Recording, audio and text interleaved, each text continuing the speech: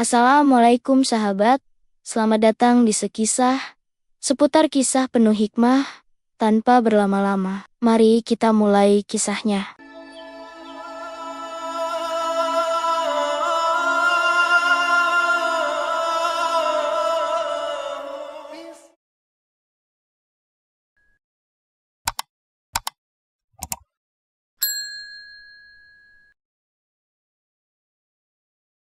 Sebelum dimulai ceritanya, terima kasih yang sudah subscribe channel ini. Jangan lupa juga tuliskan Alhamdulillah sehat di kolom komentar ya. Semoga diberikan kesehatan selalu dan dilancarkan rezekinya.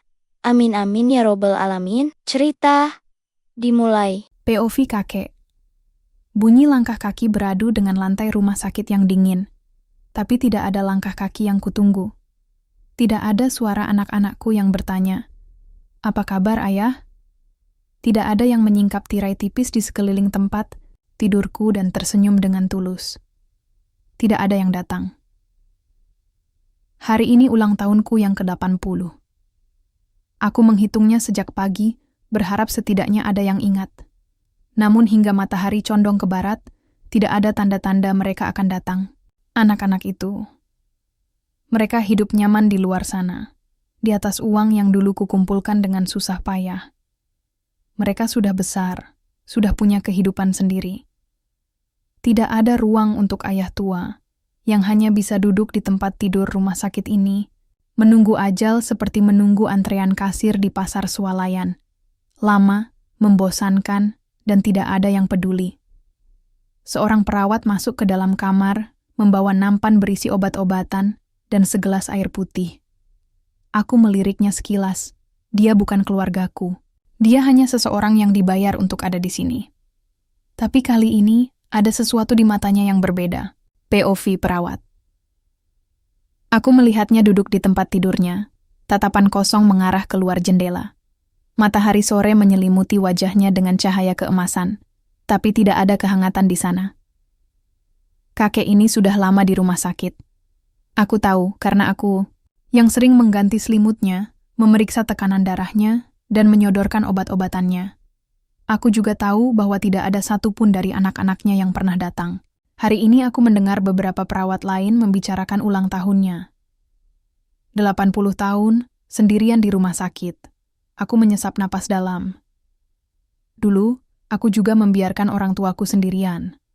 Aku terlalu sibuk dengan pekerjaanku, dengan ambisiku. Aku selalu berkata, nanti setiap kali mereka memintaku pulang. Tapi nanti berubah menjadi terlambat. Sekarang, aku hanya bisa merawat orang tua milik orang lain.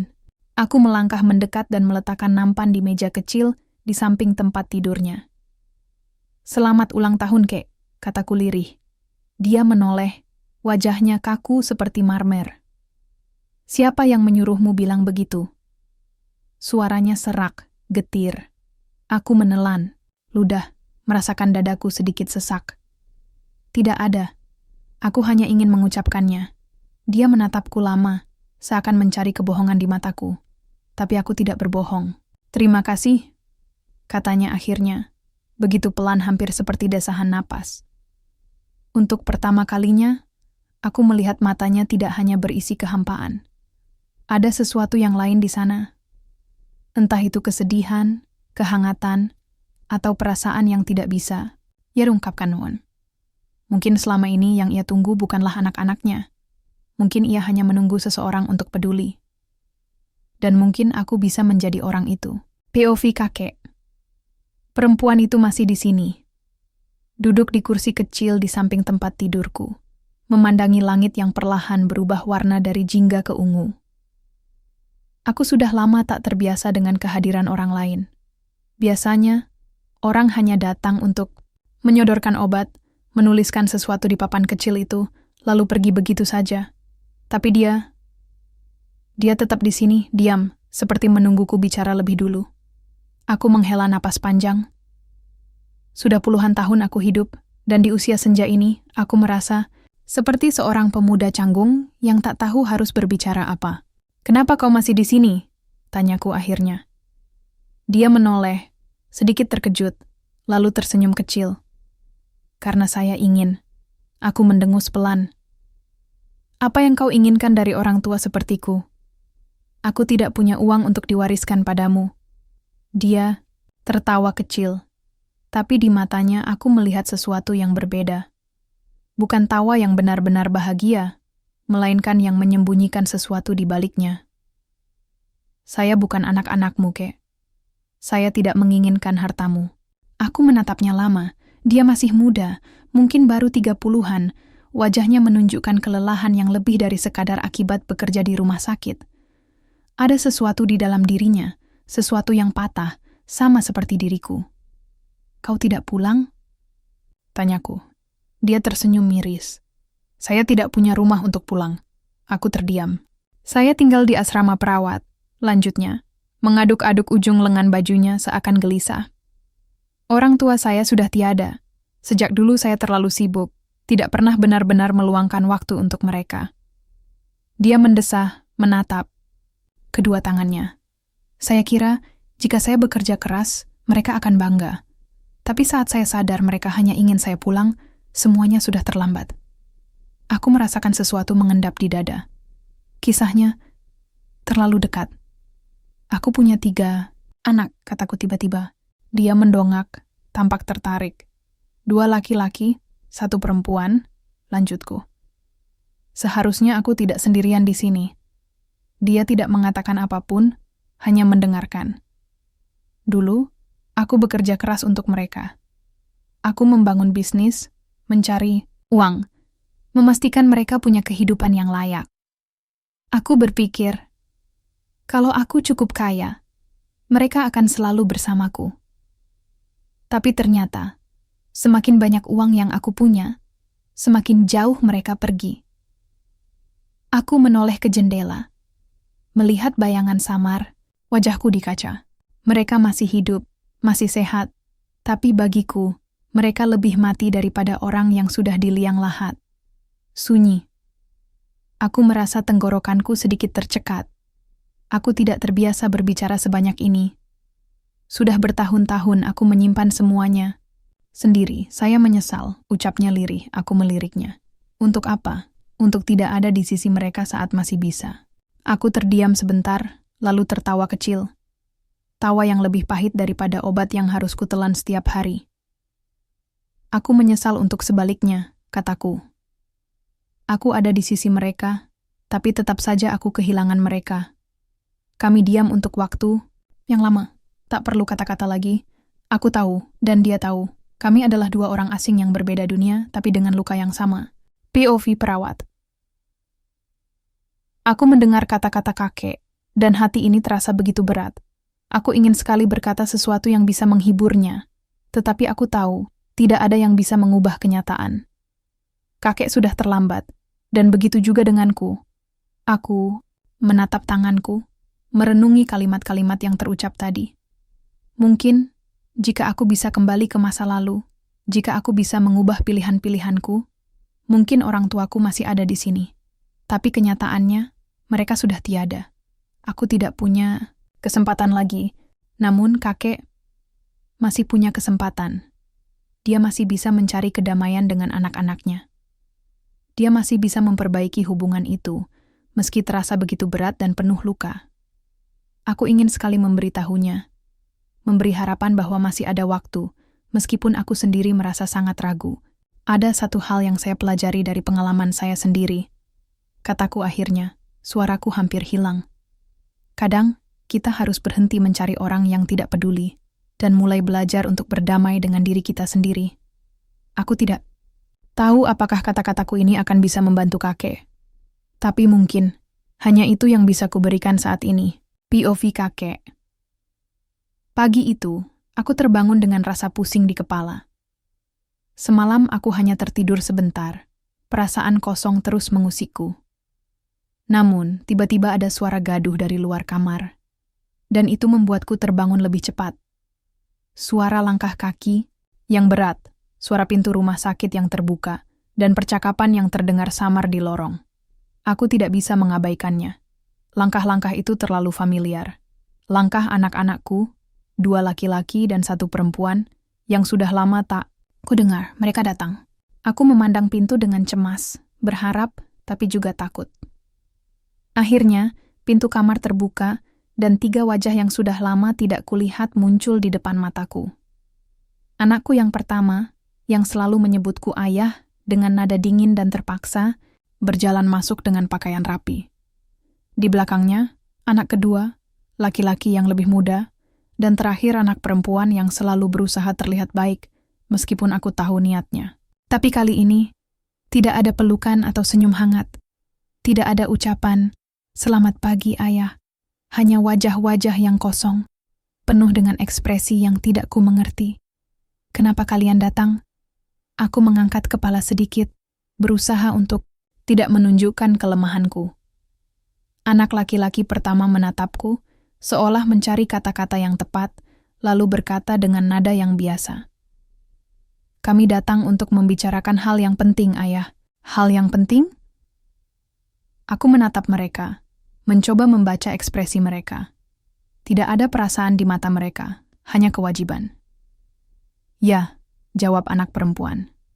"Kami ingin tahu tentang warisan ayah." Aku terdiam. Inilah yang sudah kucemaskan. Selama ini, mereka tidak peduli tentangku. Mereka hanya peduli pada hartaku. Aku bisa merasakan dadaku mulai sesak. Seumur hidupku, aku bekerja keras untuk mereka, untuk memberikan mereka kehidupan yang nyaman. Tapi ini yang mereka bicarakan sekarang. Warisan? Aku merasa seperti aku tidak lebih dari sekadar benda yang bisa dibagi. Aku melihat perawat yang kebetulan ada di sana, berdiri di sudut ruangan, menatap dengan ekspresi yang sulit kubaca. Matanya sedikit terbelalak, seperti dia baru menyadari kenyataan yang selama ini aku coba sembunyikan.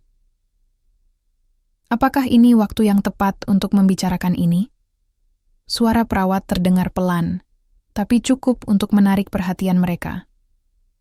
Anak-anak itu menoleh, sedikit terkejut, seolah baru sadar bahwa ada orang lain di ruangan ini.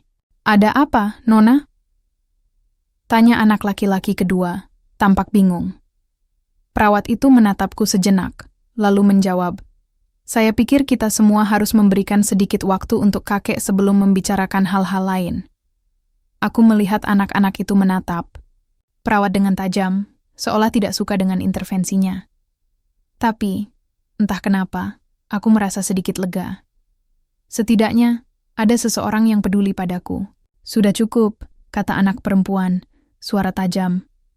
"Kami akan kembali nanti, ayah. Harap segera tanda tangan surat-suratnya." Mereka berbalik pergi. Tidak ada kata perpisahan, hanya langkah kaki yang meninggalkan ruangan ini. Aku hanya bisa duduk di tempat tidur, merasa lebih kosong dari sebelumnya. POV perawat. Aku melihat mereka pergi, dan suasana di ruangan itu kembali hening. Hatiku terasa berat, lebih berat daripada sebelumnya.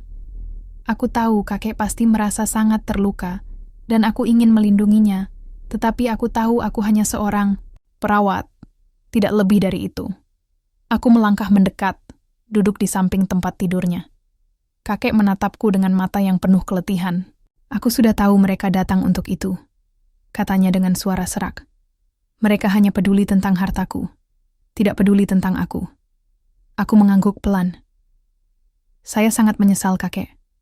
Mereka seharusnya datang untuk merawatmu, bukan untuk itu." Kakek terdiam. Matanya beralih ke jendela, ke arah yang jauh, seolah mencari sesuatu yang hilang. "Aku sudah lama tahu mereka tidak peduli," katanya perlahan. Tapi melihat mereka datang seperti itu, membuat hatiku semakin berat. Aku menggenggam tangan kakek, berharap sedikit kedamaian bisa kutawarkan. "Kakek, meskipun mereka, tidak peduli, saya peduli. Saya akan tetap ada di sini." Kakek menatapku, lalu tersenyum tipis. "Terima kasih, nak. Mungkin itu yang aku butuhkan sekarang. Seseorang yang peduli." POV perawat. Waktu berjalan begitu lambat di rumah sakit ini. Setiap hari terasa seperti ulangiannya, satu hari setelah hari lainnya. Aku datang, memeriksa kakek, memastikan obat-obatan teratur diberikan, membersihkan tubuhnya, dan kadang-kadang berbicara dengannya. Namun, semakin lama, aku merasa kakek semakin lelah, baik fisik maupun jiwa. Matanya yang biasanya penuh kesedihan kini tampak lebih kosong.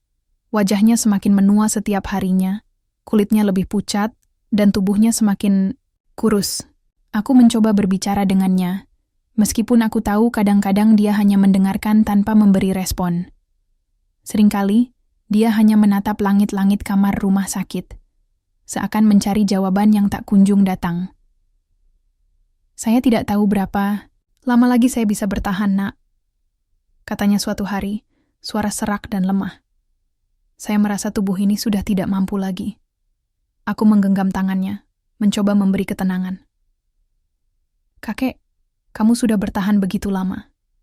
Kamu kuat. Saya tahu, kamu bisa melawan. Tapi dalam hati, aku tahu, kakek semakin lelah. Keberanian dan kekuatannya mulai memudar. Tubuhnya sudah terlalu rapuh untuk bertahan lebih lama. Dan aku tidak bisa berbuat banyak lagi, selain merawatnya dengan sepenuh hati. Bulan demi bulan berlalu, dan semakin jarang anak-anak kakek datang untuk menjenguk. Bahkan, aku mulai bertanya-tanya, apakah mereka benar-benar peduli lagi? Aku masih ingat kata-kata anak perempuan kakek waktu mereka terakhir datang.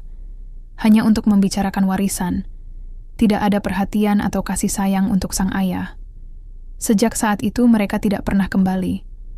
Mungkin mereka sudah mendapatkan apa yang mereka inginkan. Aku merasa marah, sekaligus kasihan pada kakek. Mereka tidak tahu apa yang kakek alami. Mereka tidak tahu bagaimana rasanya dikhianati oleh anak-anak sendiri, yang lebih peduli pada harta daripada orang tua mereka. Kakek, saya ada di sini, kataku dengan lembut, sambil membenahi selimutnya. Saya akan tetap di sini, menemanimu. Dia tersenyum tipis, meskipun matanya tampak semakin berat. Kamu sudah cukup baik untukku, Nak, jawabnya dengan suara bergetar. Aku tidak mengharapkan apa-apa lagi. Kamu sudah lebih dari cukup. Aku tidak tahu bagaimana cara membuatnya merasa lebih baik, tapi aku tahu satu hal. Aku tidak bisa meninggalkannya begitu saja. POV kakek, aku sudah merasa sangat lelah. Tubuh ini, yang dulu kuat dan penuh semangat, kini hanya seperti beban yang tidak bisa aku angkat lagi. Penyakitku semakin parah, dan aku tahu, meskipun aku tidak bisa mengatakannya, waktuku sudah hampir habis. Namun, ada satu hal yang tidak bisa aku lepaskan. Satu hal yang tetap membuatku merasa sedikit lebih hidup, perawat ini. Dia tidak pernah mengeluh. Dia selalu datang dengan senyuman kecil dan perhatian yang tak terhitung jumlahnya. Dia tidak seperti anak-anakku. Dia benar-benar peduli padaku, bahkan meskipun aku bukan siapa-siapa baginya. Anak-anakku, mereka sudah lama pergi. Sejak mereka datang hanya untuk membicarakan warisan, aku tahu mereka tidak akan kembali lagi. Mereka sudah mendapatkan apa yang mereka inginkan, dan aku hanya tinggal menunggu akhir. Namun perawat ini, dia tetap ada. Ada kalanya aku merasa seperti beban bagi dirinya, tapi dia tidak pernah menunjukkannya. Mungkin dia melihat sesuatu di dalam diriku yang aku sendiri sudah lupa. Aku menatap matanya yang penuh empati dan kelembutan. Nak, kataku dengan suara yang hampir tidak terdengar. Terima kasih sudah merawatku. Dia menggenggam tanganku dengan lembut. Tidak perlu berterima kasih, kakek. Saya hanya melakukan pekerjaan saya. Dan saya akan tetap ada di sini, sampai kamu merasa lebih baik. Aku ingin percaya bahwa aku bisa merasa lebih baik. Tapi aku tahu, tubuh ini sudah tidak bisa lagi melawan. Waktu berjalan sangat pelan, dan aku merasa semakin jauh dari semua yang aku kenal. Namun, satu hal yang aku tahu adalah, meskipun anak-anakku tidak ada, aku tidak benar-benar sendirian. POV perawat. Hari-hari semakin berat. Kakek semakin lemah, dan tubuhnya semakin kurus. Meski aku mencoba memberinya semangat, aku tahu dia sudah sangat lelah. Ada kalanya aku merasa tak berdaya. Tapi aku berusaha untuk tidak menunjukkan itu padanya. Aku memandangi wajah kakek yang semakin pucat, dan dalam hati, aku berdoa agar dia bisa merasa sedikit lebih nyaman. Aku ingin sekali mengatakan sesuatu yang bisa memberi harapan padanya. Tapi bagaimana aku bisa memberi harapan jika aku sendiri merasa begitu rapuh? Aku hanya seorang perawat, seorang yang tak bisa menyelamatkan siapapun dari kematian. Aku terus merawatnya dengan segenap hati, meskipun aku tahu mungkin tidak akan ada lagi hari-hari cerah baginya. Kakek sudah menjalani hidup yang panjang, dan meskipun aku tidak bisa mengubah apa yang telah terjadi, aku berjanji akan tetap ada untuknya, menemani dia sampai akhir. POV perawat. Pagi itu, aku merasa ada sesuatu yang berbeda. Suasana di ruangan rumah sakit terasa lebih berat, seolah ada tanda-tanda bahwa sesuatu akan terjadi. Kakek terbaring di tempat tidurnya, matanya tertutup, dan tubuhnya lebih kurus dari sebelumnya. Sudah berhari-hari ia terlihat begitu lemah, dan aku tahu hari-hari ini adalah yang terakhir baginya. Aku menyusuri ruangannya dengan hati yang berat. Setiap detik terasa begitu lambat, dan aku merasa tidak siap menghadapi kenyataan ini. Meskipun aku sudah tahu dari awal bahwa waktunya sudah dekat, aku duduk di samping tempat tidurnya, menggenggam tangannya yang kini terasa begitu dingin. Matanya perlahan terbuka, dan ada kelembutan di wajahnya meskipun rasa sakit dan kelelahan jelas tergambar. "Ada apa, Nak?" Kakek bertanya dengan suara yang hampir tidak terdengar. Aku tersenyum kecil, meskipun hatiku terasa sesak. "Saya di sini, Kakek. Saya akan selalu ada." Dia mengangguk lemah, lalu menatapku dalam-dalam. "Nak, aku tidak tahu berapa lama lagi aku akan bertahan. Tubuhku sudah tidak kuat lagi." Aku menahan air mata. Aku tahu, ini adalah saat-saat terakhirnya. Tetapi aku ingin tetap kuat untuknya. "Kakek, kamu sudah berjuang dengan begitu keras," kataku dengan suara bergetar. "Kamu tidak sendirian, saya di sini." Kakek tersenyum tipis, meskipun itu tampak sangat berat. "Aku tahu, Nak, dan aku sangat berterima kasih atas semuanya. Tapi, ada satu hal yang ingin aku katakan sebelum aku pergi." Aku memandangnya dengan penuh perhatian. "Apa itu, Kakek?" Dia terdiam sejenak, menarik napas panjang. "Mungkin akan ada kejutan untukmu setelah aku tiada," kata kakek dengan suara yang semakin lemah, namun ada ketenangan dalam nada bicaranya. "Tapi jangan khawatir, Nak. Aku percaya kamu akan bisa menghadapinya." Aku menatapnya bingung. "Kejutan? Apa maksudnya, Kakek?" Namun, sebelum aku bisa mendapatkan jawaban lebih lanjut, kakek menutup matanya lagi, dan tubuhnya tampak semakin lemas. Aku merasa cemas, namun di sisi lain, aku tahu tak ada yang bisa kubuat untuk menunda takdir ini. Kakek mulai bernapas dengan sangat pelan, dan aku bisa merasakan pernapasannya semakin lama semakin lambat. Aku duduk lebih dekat, menggenggam tangannya lebih erat, berharap dia merasakan kehadiranku di sampingnya. Akhirnya, napas kakek berhenti. Dengan satu tarikan napas terakhir, kakek menutup matanya untuk selamanya. Aku duduk di sana dalam keheningan, air mata menetes tanpa bisa kutahan. Kehilangan ini begitu berat, meskipun aku tahu dia akhirnya bebas dari rasa sakit yang telah lama menyiksanya. Namun, ada satu hal yang membuatku terdiam. Perkataannya tentang kejutan. Aku tidak tahu apa yang dimaksudkannya, tetapi kata-katanya mengganggu pikiranku. Apa yang sebenarnya ia sembunyikan?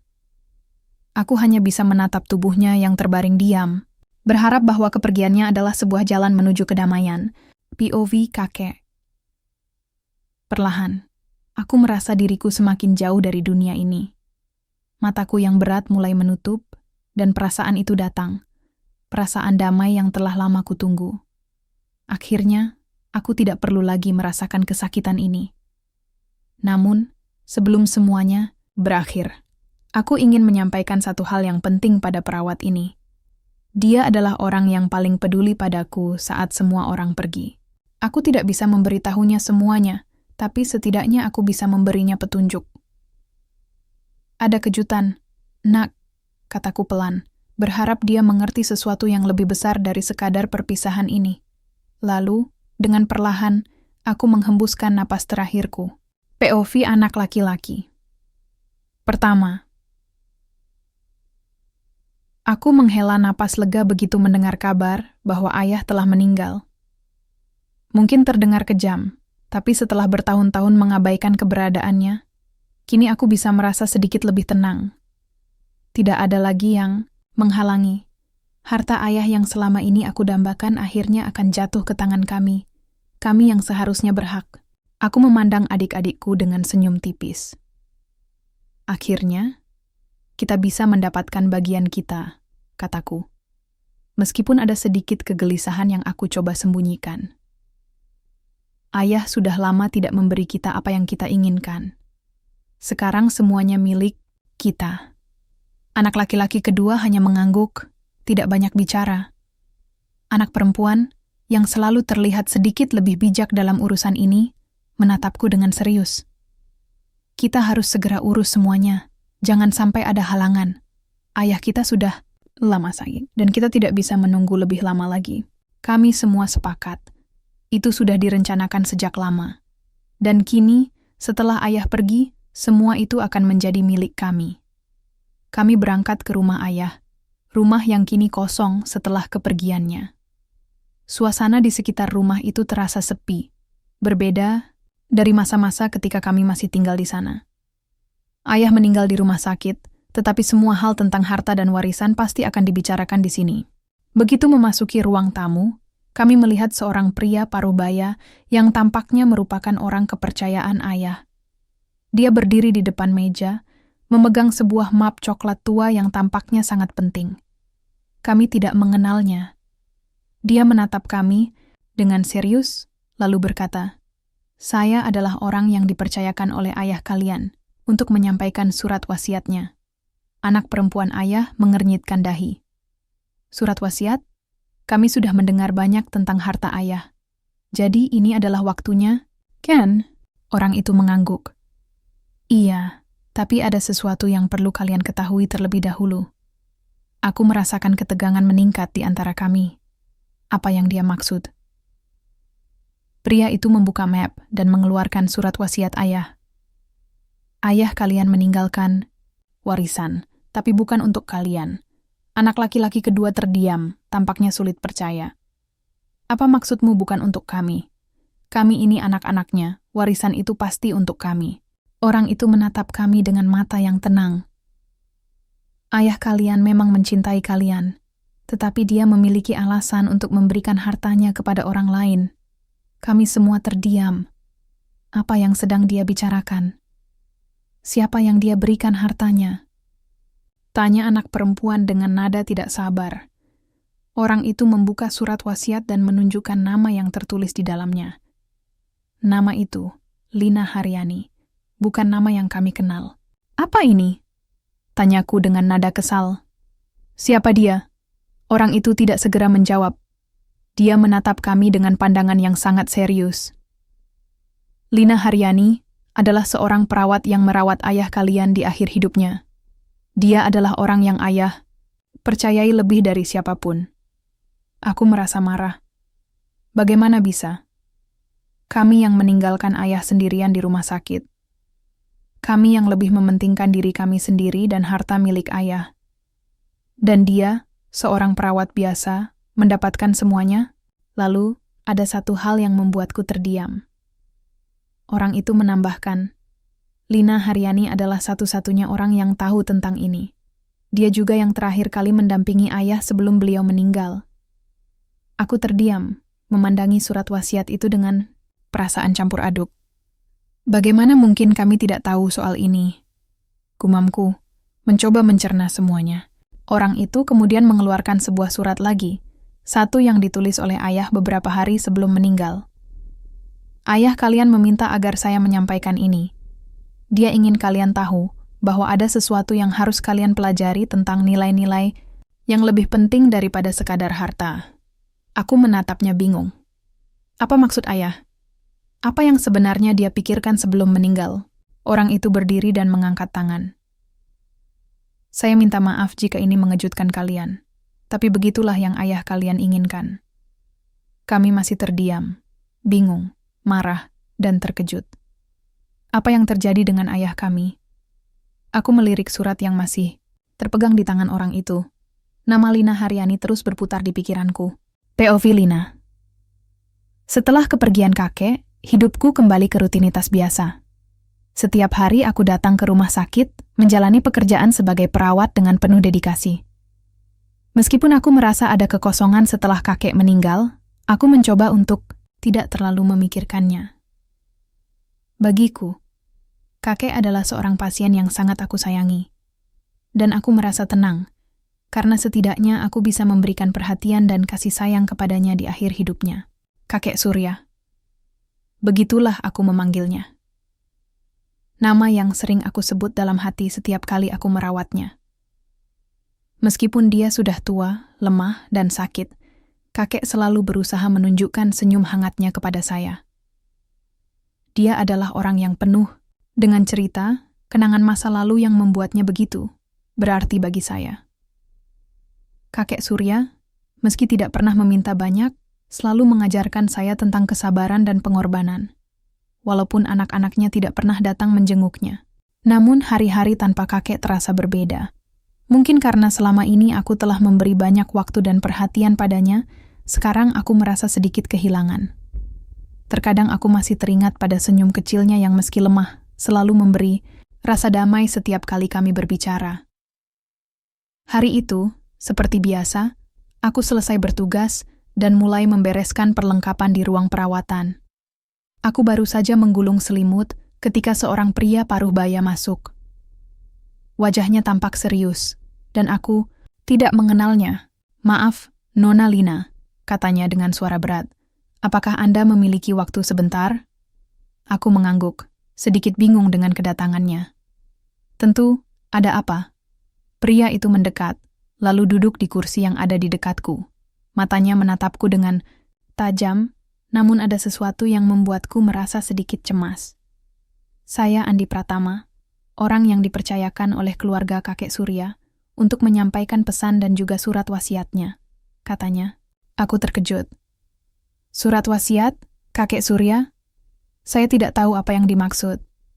Andi mengeluarkan sebuah map coklat tua dan meletakkannya di meja depan kami. "Kakek Surya meninggalkan warisan, dan Anda adalah penerimanya." Aku terdiam. "Penerima?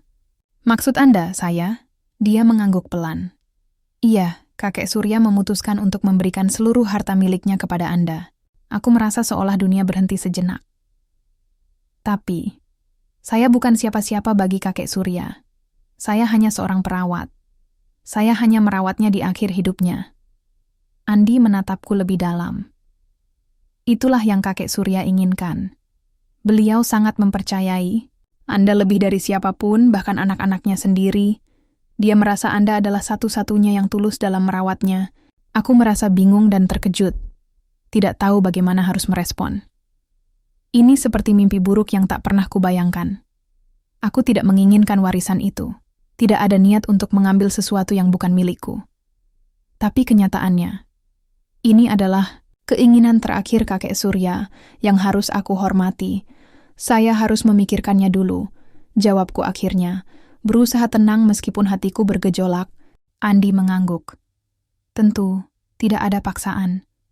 Anda memiliki waktu untuk berpikir."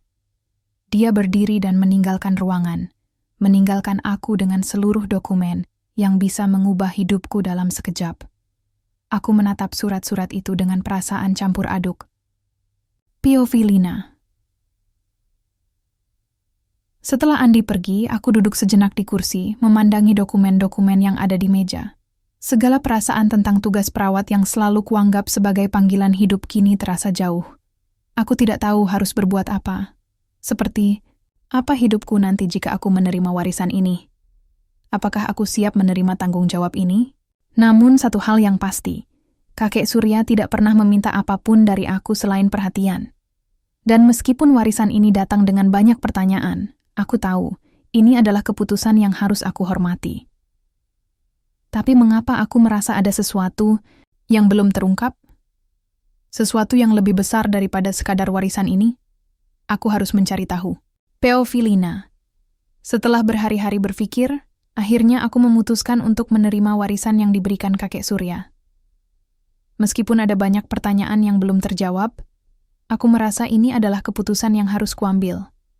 Ini adalah keinginan terakhir kakek Surya, seseorang yang telah memberikan begitu banyak kepadaku.